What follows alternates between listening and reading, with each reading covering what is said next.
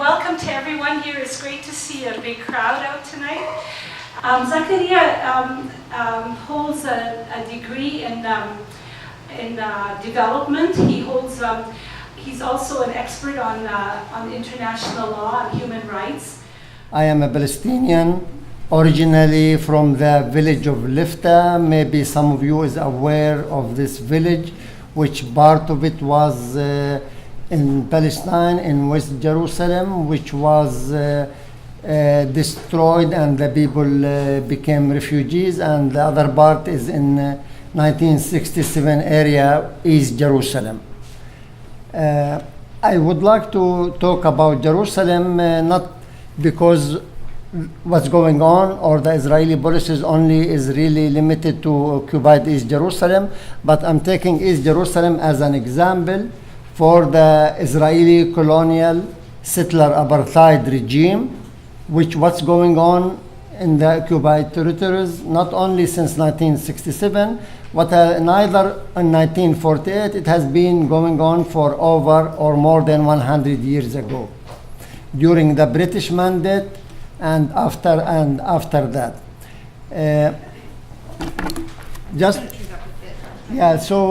Usually we try to touch or try to address the modern history of Jerusalem in order to understand what's going on now. It's very important to look at the history.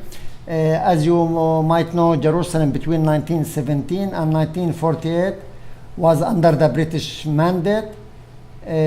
According to the United Nations partition plan, it was decided Jerusalem should be united under international umbrella. Of course, as a result of the war and Nakba, the catastrophe in 1948, Jerusalem was divided.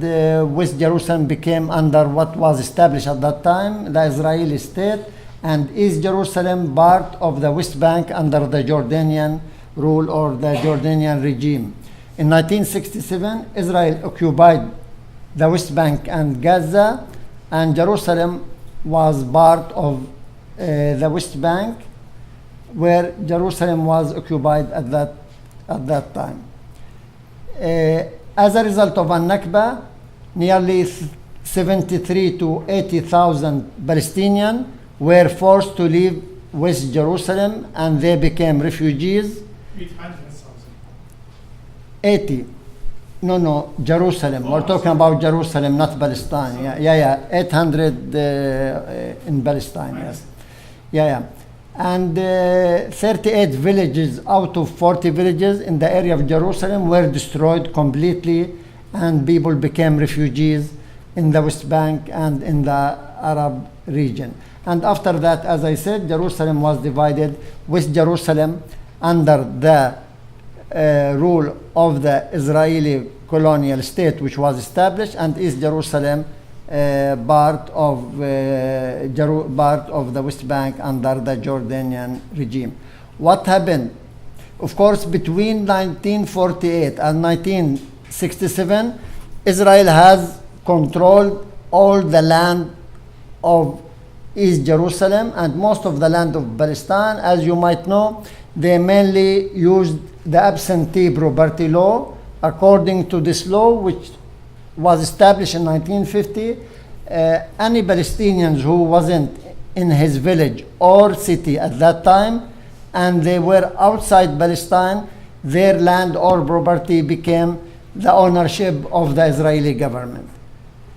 So Israel has really established a lot of law after that through the Jewish National Fund, and then the Israeli Land Authority, where they controlled most of the land in what was called, or at that time, what was established Israel. After 1967, Israel occupied the West Bank, including East Jerusalem. So the first thing the Israeli government did, they expand the border of East Jerusalem. East Jerusalem city was only 5.5 square kilometer. They added to become 70 square kilometer, where they added areas or land from the West Bank area surrounding East Jerusalem. The first thing Israel they did, they declare the annexation of East Jerusalem.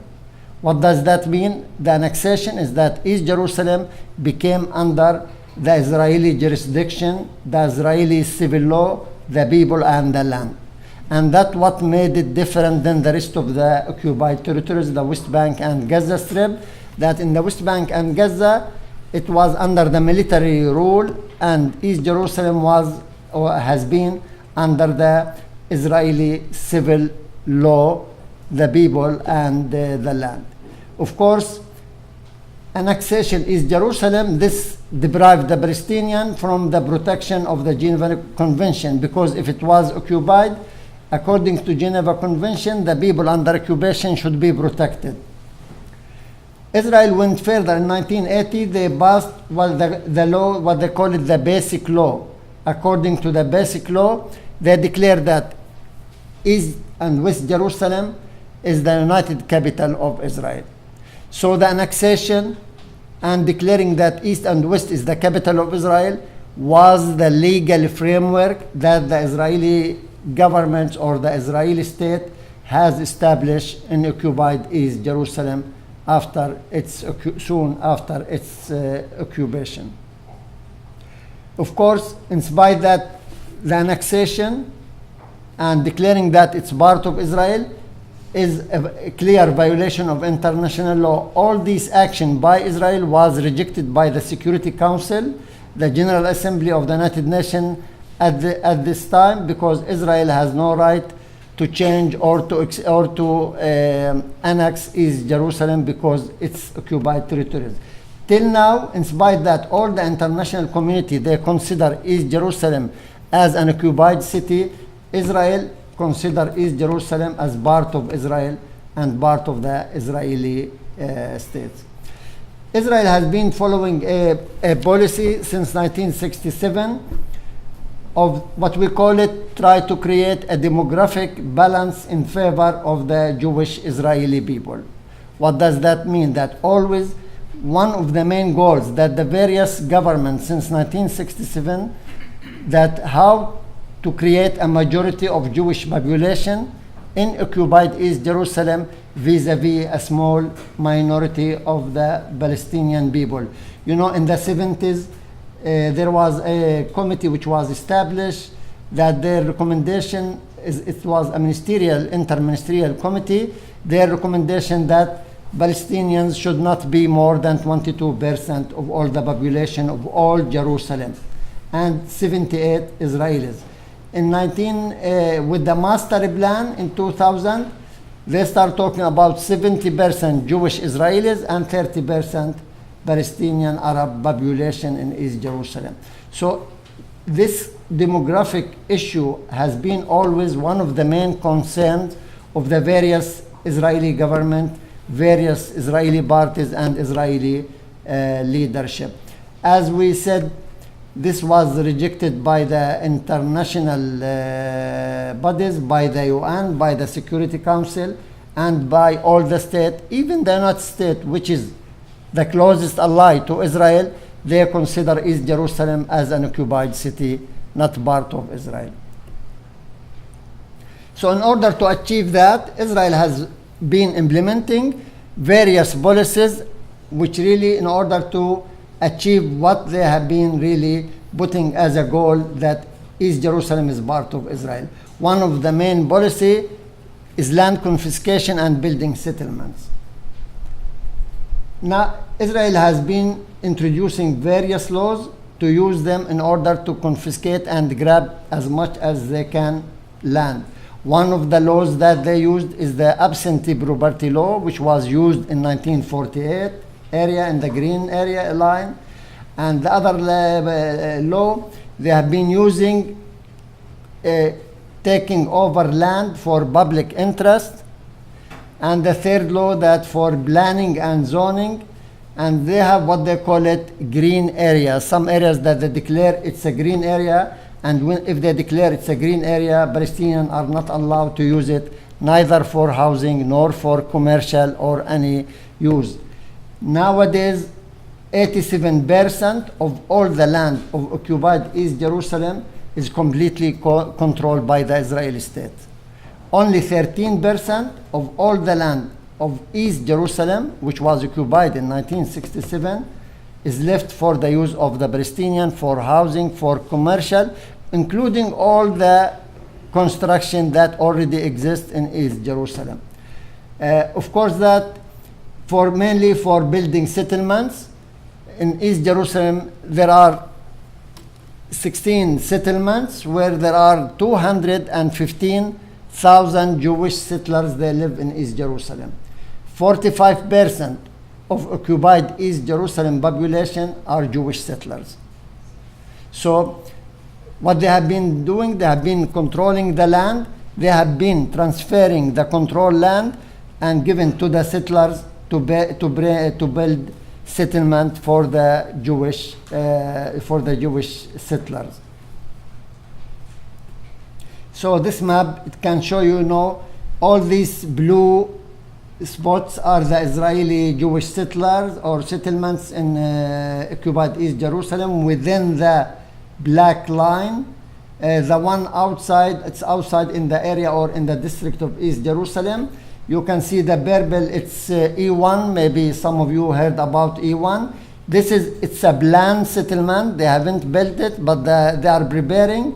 It's the plan to build 12,000 housing units for the Jewish settlers in East Jerusalem. So if they build this settlement, they will connect E1, Ma'ale Adumim, and with the central of Jerusalem, where it will disconnect the northern part of the West Bank from the southern part of the West Bank. So there will be no continuity in the West Bank. So all what we talk about a state in the occupied territories will not be anymore valid. In fact, the Israelis and the Israeli leadership, they are not only talking about East Jerusalem. What they have been really talking for years, they have been talking about what they call it Greater Jerusalem.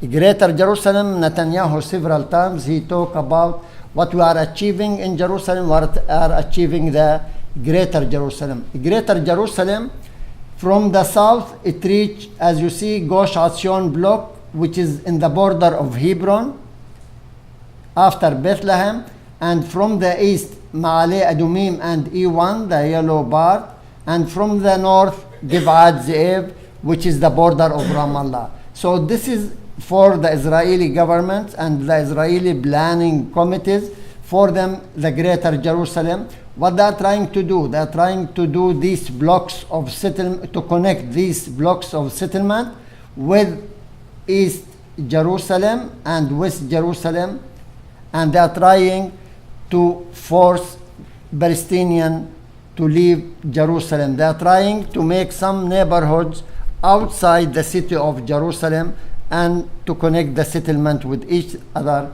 with East Jerusalem and with West Jerusalem.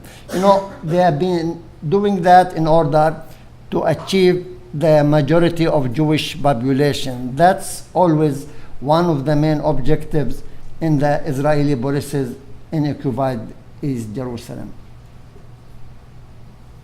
You know, housing and land confiscation is connected to the Israeli urban planning system. In all the urban planning or the master plan that Israel has been really drafting for East Jerusalem, in most of the cases, they never acknowledge that there is a Palestinian population. You know, there is what we call it the regional plan for Jerusalem. In this plan, it's the plan that how they vision Jerusalem in the long run. In the introduction, they say very clearly, United Jerusalem with a Jewish majority, the capital of the Jewish state and the center of all the Jews all over the world. This is how the Israeli leadership see Jerusalem. And in order to achieve that, they always believe that they have to get rid of the Palestinian who lives in Jerusalem as much as they can. So this land confiscation, Israeli planning system, Israeli discriminatory planning system has been affecting, of course, the housing right of the Palestinians. You know, no land, shortage of land, because most of the land has been controlled for building settlements. And in addition to that, Israel has been really imposing a lot of restriction on obtaining building permit. You know, for a Palestinian family to get a permission to build a house or an apartment is a very complicated issue. Just to give you an example, for example, if somebody wants to get a permission to build a house or apartment of only 100 square meter, Palestinian families have to pay between 30 and 35,000 US dollar just to get a permission from the Israeli Jewish municipality in Jerusalem. You know, some people might ask, is this applicable only to Palestinians, or what about the Jewish Israelis? You know, in Israel, 95% of the land is owned by the Israeli government. Is owned by the Israeli Land Authority. There is no individual land ownership. You know why? Because they don't want that the land to be transferred into the Arabs, into the Palestinians. So the land is always in the hand of the government. They build the housing project and they sell the houses, the apartment to the Israeli Jewish families. So any Israeli Jewish family, they own the apartment or the house, but they don't own the land. They never own the land.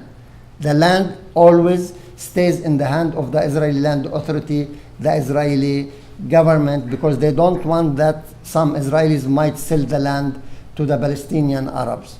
So you see how the discrimination on dealing with both the Palestinians and the Israelis. So according to some statistics and some studies, there is a shortage of 40,000 housing units for the Palestinians. You know, we did a study, the coalition, our organization, we had a planner, she's a professor from Haifa University. We did a study for the master plan. We did a study for the regional Israeli regional plan. You know, the planner who studied the plans, they said that the Israelis, when they drafted the plan, they dealt with the occupied East Jerusalem as if there is no Palestinian population at all, as if it's empty or vacant. So the main aim, how to increase the Jewish settlement and the settlers in occupied East Jerusalem. So according to the plan, we are becoming like the Swiss cheese. All of you know the Swiss cheese, which is like have the holes. So the holes is like the small ghettos, the Palestinian ghettos, surrounded by the settlers and the settlements, bypass roads, tunnels, the light rail which they have constructed in occupied East Jerusalem. You know, they are using this strategy of fragmentation and division in order to control, easier for them to control the population.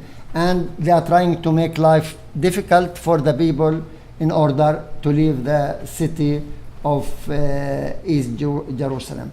But Palestinians, you know, but in spite of all this policy, they have been increasing the population of the Palestinian population in Jerusalem has been really increasing. You know, now the Palestinians represent 39% of all the population of Jerusalem as a whole.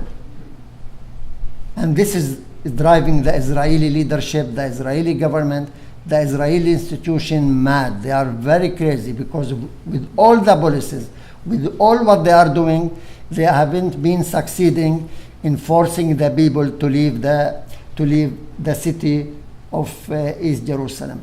But people, because they don't have land, no permissions, restriction on obtaining building permit, so people, they have no choice. They build without a permission.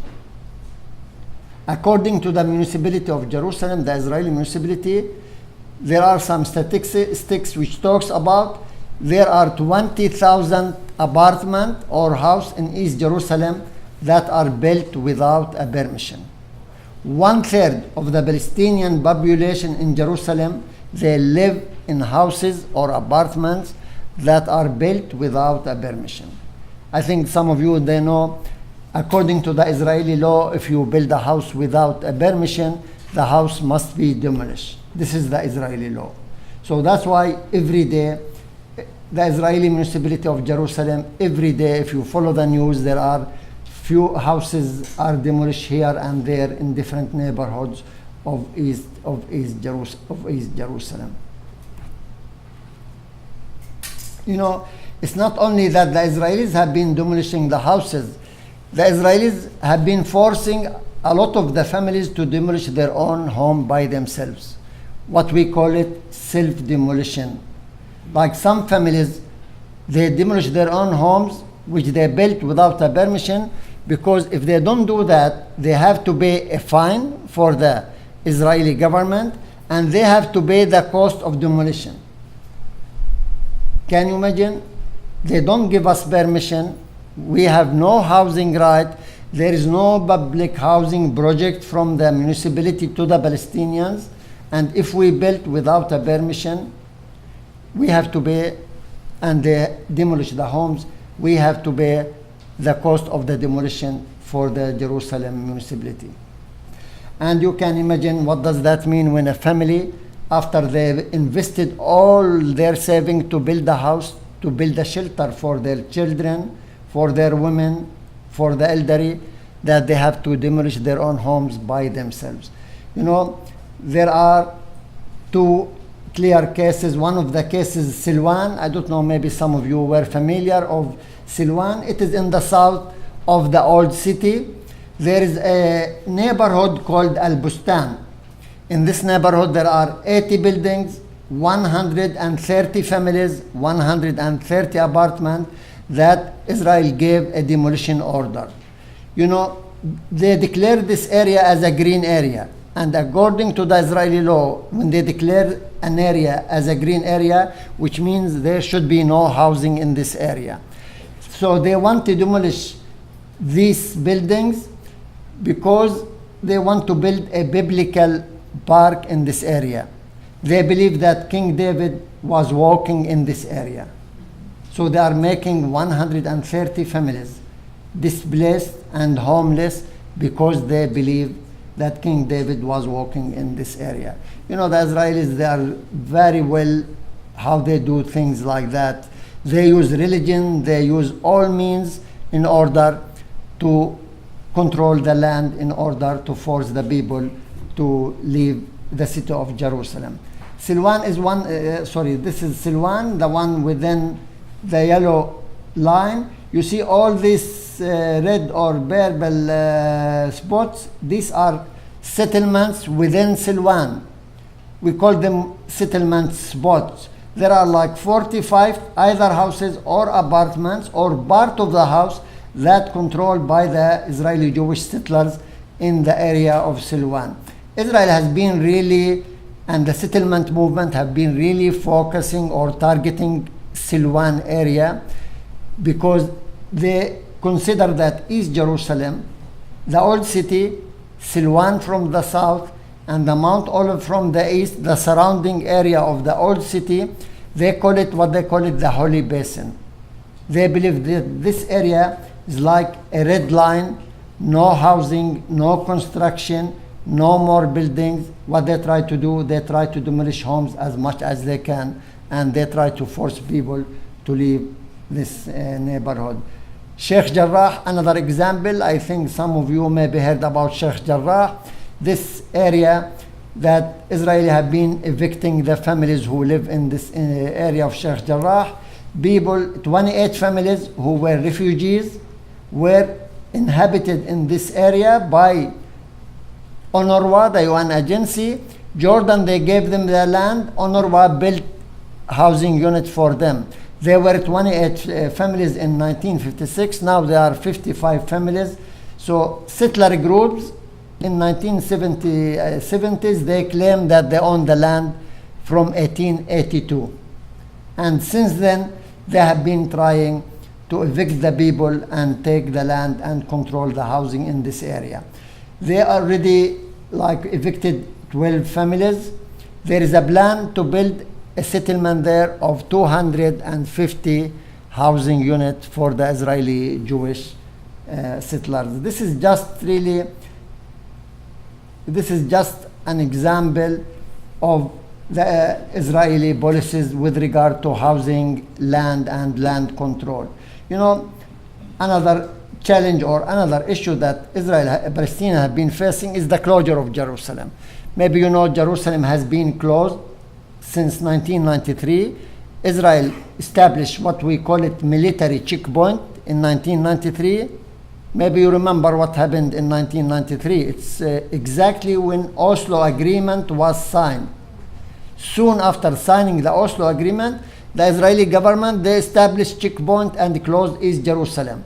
In 2005, they start constructing the wall, the separation wall, where now Jerusalem is really closed from all areas. There are only 4 gates that people can go in and out, and by the closure of Jerusalem, 4 million Palestinians from the West Bank and Gaza Strip, they deny entry into the city of Jerusalem. Nobody can enter Jerusalem if he or she is not residents of Jerusalem unless they get a permission from the military administration. And this is a very complicated, a very difficult issue to get. So Jerusalem really is important, not just because it's one of the main holy places for both Muslim and Christian. You know, Christian has been prevented during the Easter from accessing into East Jerusalem to reach the church, the Holy Sepulchre Church, to reach the Patriarch in order to participate in the ceremony of Easter. The same as that they have been preventing Palestinians from reaching the mosque, Al-Aqsa Mosque, which is as well one of the main holy places for Muslims.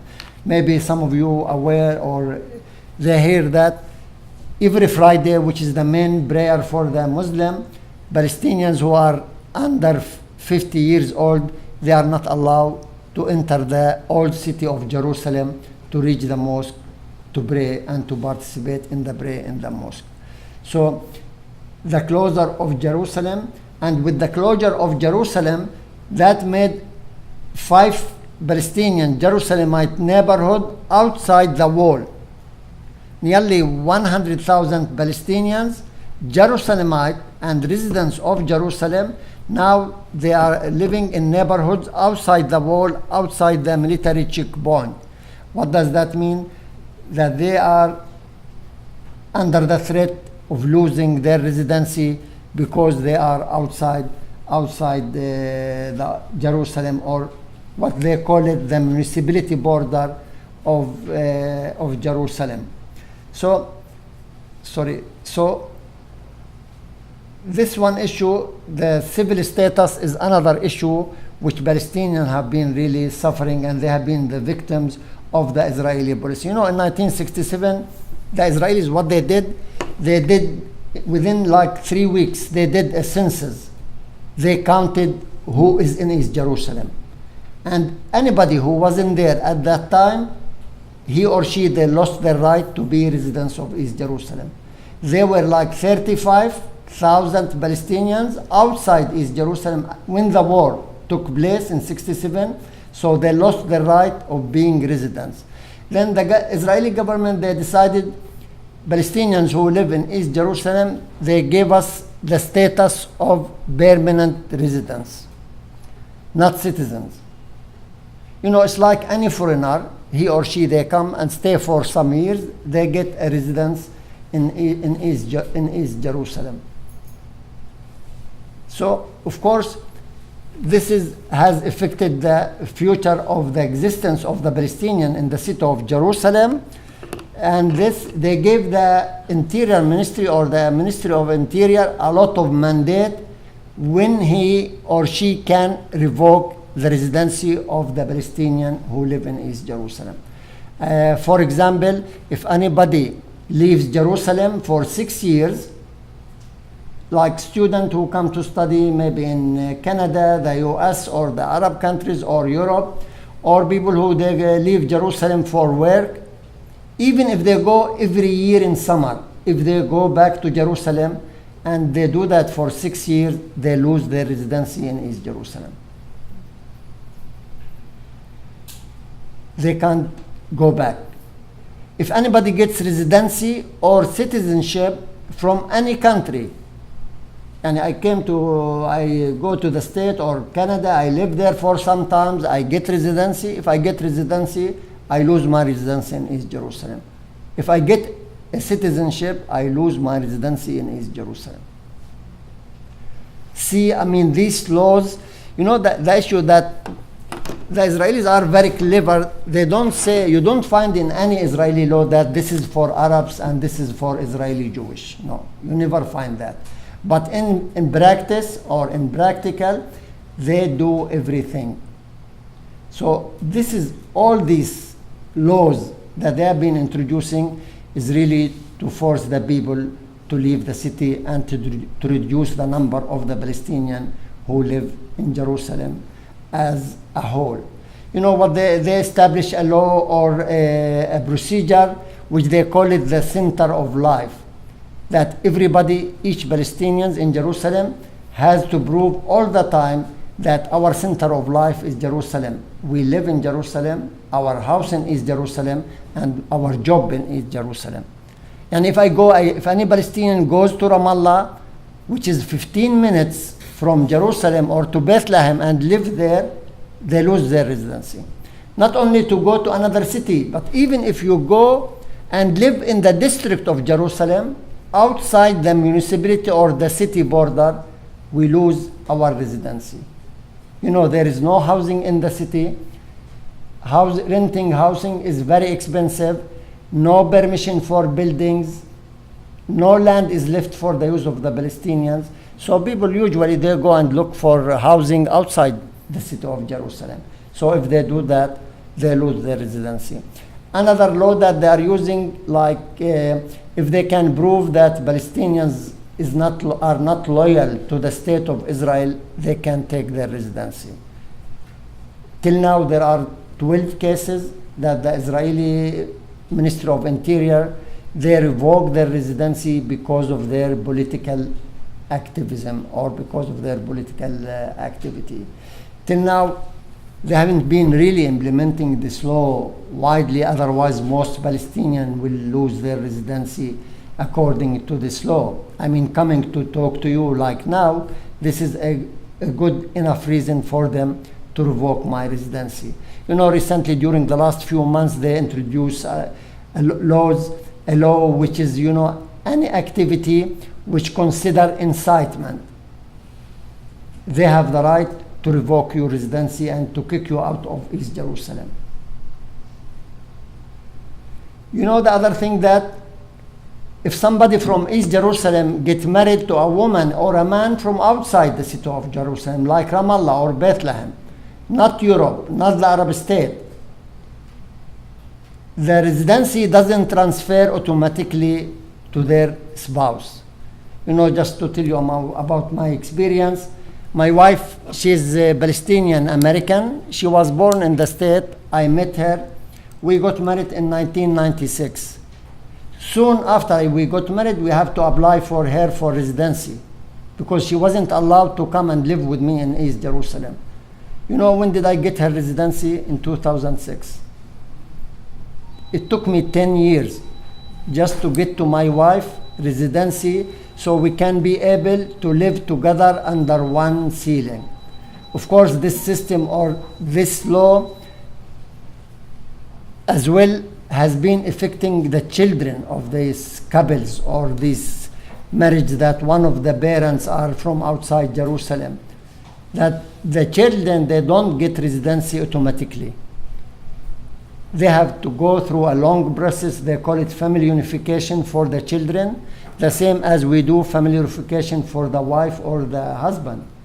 You know, according to some statistics, there are nearly 16,000 children in East Jerusalem who they don't have any civil or legal status according to the Israeli law. Because one of the parents is not from Jerusalem, he or she might be from other city, from Jordan, from Egypt, from Europe, from the States.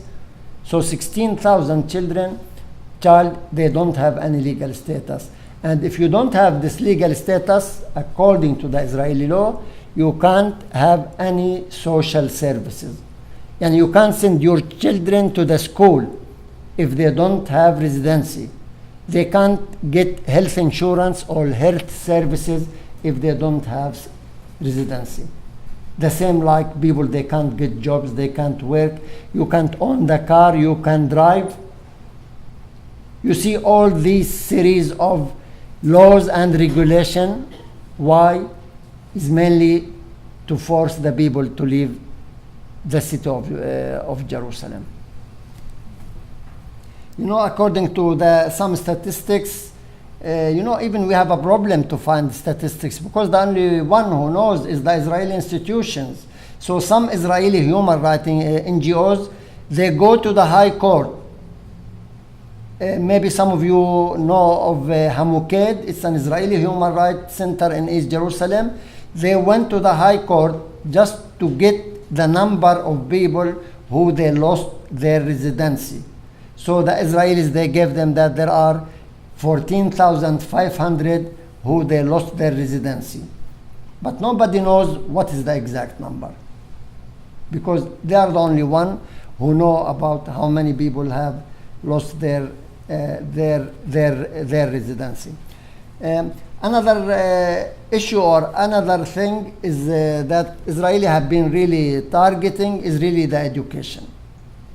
Education is one of the main issues that Israeli institutions, since the occupation of East Jerusalem, they have been trying to control the education system in East Jerusalem. You know, the Israeli Ministry of Education, the municipality of Jerusalem, they don't allow Palestinians to build schools the same way they don't allow Palestinians to build houses or homes. If you go and see in Jerusalem, most schools now that they are used as schools, they were built as houses and rented and transferred into schools because there is always a shortage of classrooms, a shortage of schools for the Palestinians. There are, according to some statistics, nearly 9,000 children who are in the age of school, they don't have seats or they are not at schools at all. Some of them because they don't have residency, some of them because there is a shortage of classroom and a shortage of schools in occupied East Jerusalem. You know, although Israel as an occupying power, according to international law, they should provide education to everybody in the age of education. But you know, one of the problems in East Jerusalem that we have like various education management. 50% of the schools are run by the Israeli Jerusalem municipality. 32 are private schools which mainly run by churches, what we call them Christian schools. There are others who are independent, and there are small percent which is run by UNRWA. It's mainly the refugees who live in Jerusalem. UNRWA, they run some school and provide some education. And for the last 10 years, the Israelis have established what they call it subcontracting schools. It's a business. And if somebody has money, he or she can invest and they get money from the municipality of Jerusalem to run a school. So these are really commercial schools. They don't care about quality, neither the teachers nor the quality of education of our people. You know, Israel has been really trying to control the education system because they know very well that education is one of the means is how to connect people to their history, to their culture, to their narrative, at the end to our national identity. You know, what they have been doing for the last few years, since 2010, they start changing the textbook that we are using. First, they changed the textbook, the Palestinian curriculum or the Palestinian textbook.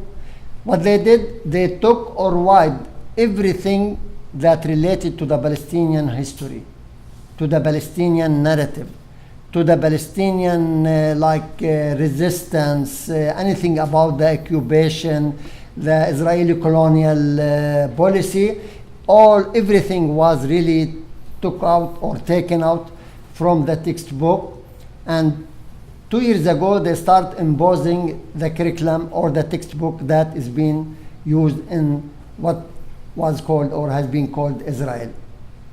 You know, we believe that this is occupation of the people thinking, occupation of the mentality of the people.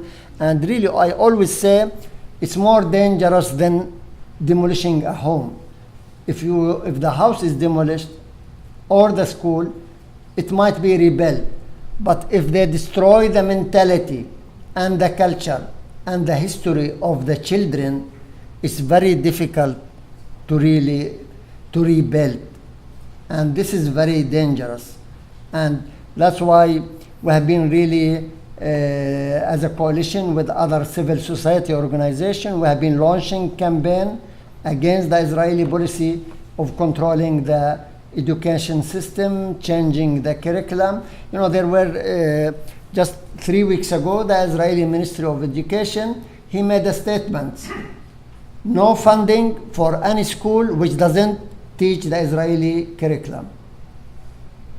He said, what we are doing, it was quoted in Haaretz, we are Israelization of the education in all Jerusalem. Nobody is allowed to be in Jerusalem if he doesn't want to learn the curriculum or the textbook that Israel has been putting, or the municipality of Jerusalem has been putting. So, you know, they are not only targeting the national identity by changing the textbook. You know, this is part of various action, like changing the names of the roads. You know, in Jerusalem, most of the roads names has been changed into a Hebrew Jewish names. They have been forcing the shopkeepers to write the name of the shops in the top in Hebrew language. Many places have been named by Israeli and Jewish names. So all these various action or these various policies is really part of the Israeli systematic policy of Judaization of the city of Jerusalem through controlling the land and wiping out the history, the memory. You know, if anybody talks about the Nakba, if the teachers or the schools try to memorize a Nakba, usually which is in May, the 15th of May, this is a crime. According to the Israeli law, schools, teachers are not allowed to talk about a Nakba. Even Palestinians who are Israeli citizens and they live in Israel, they are not allowed to teach about a Nakba, the history, what happened in 1948. So it's not that only they want to control the land, they want to kick out the Palestinians, they want as well to wipe up the memory of our people, the history of our people. But I can assure you, in spite of all these policies, our people really are very aware of that and are rejecting and resisting all these policies, and they are stick to stay in Jerusalem. They have been really steadfasting and fighting all the Israeli policies, all the Israeli procedures and regulation which aims to force the people to leave Jerusalem. Just to show you some of these schools, some of the picture of the school, you see how the kids, they jump over the wall to reach their schools. You know, after they constructed the separation wall, as I said, there were five neighborhoods became outside the wall. 5,000 children, they have to cross the checkpoint every day in the morning and in the afternoon. They have to cross the checkpoint every day to reach their schools and to come back to their homes. Can you imagine a child, he or she, they go through a daily, they open their school bags every day by the military at the checkpoint? Can you imagine what psychology these people will grow up? And you know, if somebody throws stones, or they say these Palestinians, they are violent, they are terrorists. But nobody asks why these people became violent, why these children are throwing stones on the Israeli military car. Nobody is asking this question. Somebody who lives or through this living or this life for the last, as you know, next year it will be 50 years of occupation, let alone the Nakba and what happened before that. It's one of the longest occupation. Do you blame children who do that or what they are doing? Just to say about the last thing, since October, there has been what we call it, some people call it intifada or resistance. There have been an escalation of the resistance by the Palestinians in the occupied territories, and mainly children. As you might know, nearly 275 people were killed. In fact, most of them were children, on the hand of the army, in the hand of the police, and on the hand of the settlers as well. A lot of them were really executed. It become uneasy for the government, for the military to accuse anybody that he or she they are trying to stab settlers. They have been trying to attack settlers. They throw stones on the cars or attacking the Israelis. And it's easily, they use live ammunition. The first 3 weeks of the Intifada in October, the mayor of Jerusalem, he was outside the old city in Damascus Gate, which some of you know, carrying his machine gun. And he made a statement calling upon Israelis to get armed. Netanyahu and various Israeli ministers and leaders, they repeated that several times after October. They were calling upon the Israeli Jewish settlers and the Israeli people to get armed. So who's doing incitement? Is there a leader, a president? Does it happen in any way, part of the world, that a president call upon part of the people who lives in this country to get armed against the other people, against the Palestinian and against the Palestinian Arabs?